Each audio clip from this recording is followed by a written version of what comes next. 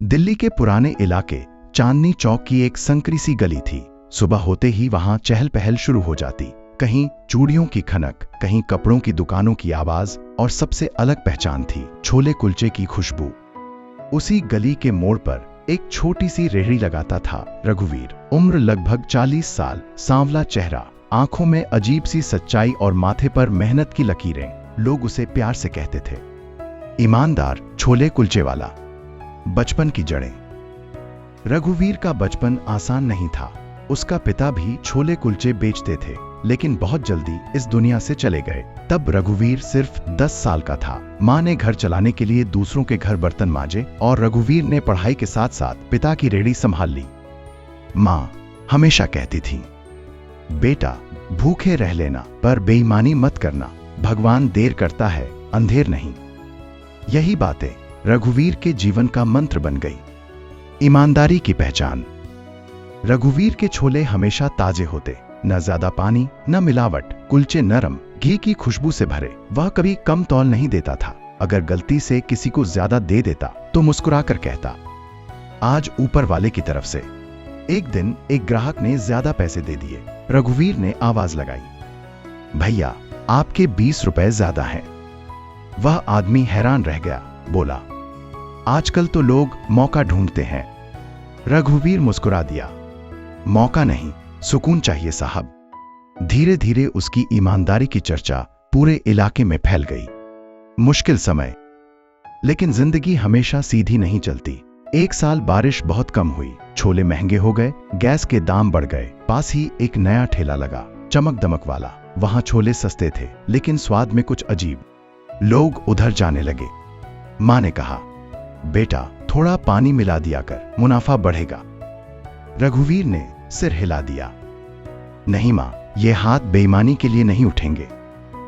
कई दिन ऐसे आए जब घर में दाल रोटी भी मुश्किल से बनी। ईमानदारी की परीक्षा।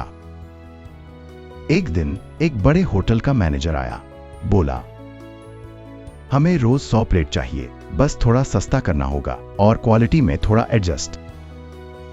रघुवीर समझ गया मिलावट की बात हो रही है। उसने शांत स्वर में कहा, माफ कीजिए, मैं ऐसा नहीं कर सकता।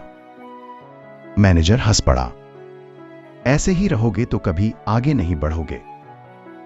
रघुवीर ने जवाब दिया, आगे बढ़ने से ज्यादा जरूरी है सही चलना।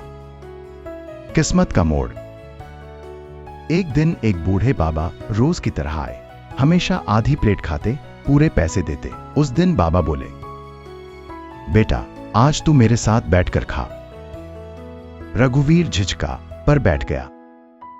बाबा बोले, मैं देख रहा हूं तू ईमानदारी से डटा हुआ है, आजकल ऐसा बहुत कम होता है। कुछ दिनों बाद पता चला कि वह बाबा असल में एक बड़ा समाजसेवी और उद्योगपति थे, जो साधारण वेश में लोगों को परखते थे। नई शुरुआत। उद्योगपति ने रघुवीर को बुलाया, बोले, मैं चाहता हूं कि तुम अपने छोले कुलचे का एक छोटा सा आउटलेट खोलो। पूंजी मैं दूंगा, ईमानदारी तुम रखोगे। रघुवीर की आंखों में आंसू आ गए। उसने बस इतना कहा, अगर मेरी मां आज जिंदा होती तो बहुत खुश होती। सफलता के बाद भी सादगी।